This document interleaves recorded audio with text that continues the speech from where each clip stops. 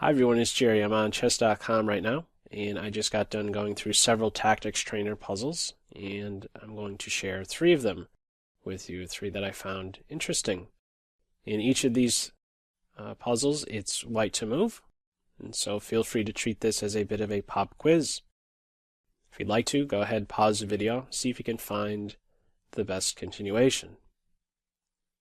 Okay, the solution to this first one is to immediately push, and the bishop must try to track it down in the following way.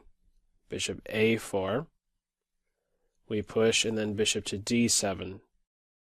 If the bishop goes here, this will allow for the tactic bishop c4, pinning the bishop to the king, and then we will march on and soon promote. So maybe the best try for black is to meet the move c6 with bishop a4, and after c7, bishop d7. What do we do from here? Well, we try to flush the bishop off of this diagonal, kicking off with king e7, bishop c8, king d8, and now where to go with the bishop. On bishop b7, we can kick him off of the promotion square with bishop to g2. Bishop takes bishop, and then we push through. And another option is to play now bishop f5, in which case we can try to deflect the bishop once more with bishop d3. After bishop e6, similar to the first variation, we have this idea to now pin the bishop to the king, and we'll next promote and go ahead and win. So I thought that one was pretty neat. I worked through about a dozen of them, and I also came across this puzzle here that's similarly related, I would say, bishop ending.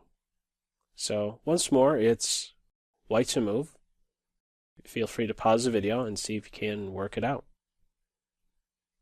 Okay. Solution here is to first stop the bishop from getting on the diagonal. This one's tricky. This is one that stumped me. King to e6 stops bishop to e6, and you really have to be precise with this one. You'll see what I mean. I would not be surprised if the vast majority of viewers who took the time out to try and solve this one got it wrong. So after king to e6, b3, of course we push the pawn here. There's no benefit in moving our king. But now what needs to be calculated is the following. After bishop to e5, of course take the bishop. And after b2, what do we do here? Maybe tempting to just promote? Is there something better? There is something better than promoting to a queen. This is not the solution. If you promote to a queen, black promotes. And after this check, which many of you may have seen, this skewer idea, notice now after king to c4, on queen takes queen, we now would have stalemate. That's what got me. Maybe many of you can relate to that.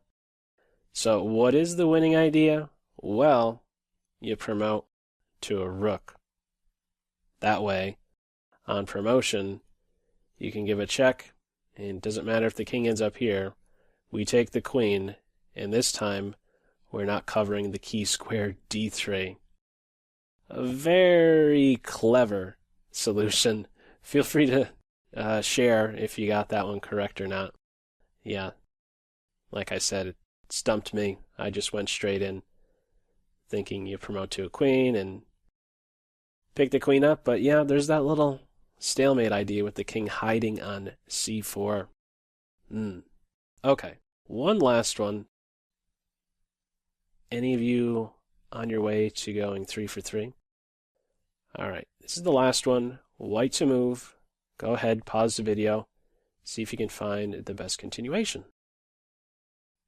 Okay, the solution to this one is rook to a1. And now what for Team Black? There's only one move. And now we go ahead and sacrifice our rook. What's the idea behind this? Well, first off, let me just mention if the king goes to c7, that's mate. So, king takes rook. And when we now come over with the other rook, what's important, maybe I shouldn't have gone with this straight away. What helped me in figuring out this was knowing that black has a serious threat of taking the knight, forcing queen takes bishop, and then giving mate here. So I knew the moves must be very forceful. Rook a1, rook a8. What's the idea? Rook a1, rook a8 again. And now we have queen a1. So how is this a little bit different? Are we going to now revisit a8 again? Not quite. Here now is the star move, queen to a7. Sacrificing the third major piece. For what reason? Well, let me just point out. If the king goes to c8, we would now have queen a8 and b6 mate. And the other move order, king c7, we would push first and then give mate with the queen. And finally, king takes queen is now met with knight c6. That's a double check. King a8 is the only move, and then knight b6. Almost certainly a composition, but one that is masked quite well. I know I didn't think that it was some composition, but I believe, yeah, we are working with the composition in this one. Whoever came up with it did a very good job of making it look like it was from some type of, regular game played, like it was an actual game with these mate threats bearing down on h2. But yeah, I thought that one was pretty cool. In the end, what it was that was a mate in, at this moment right here, 1, 2, 3, 4, 5, 6, 7. That one was a mate in 8.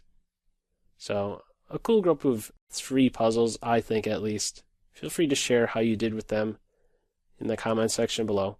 And as usual, I hope you enjoyed it. That's all for now. Take care. Bye.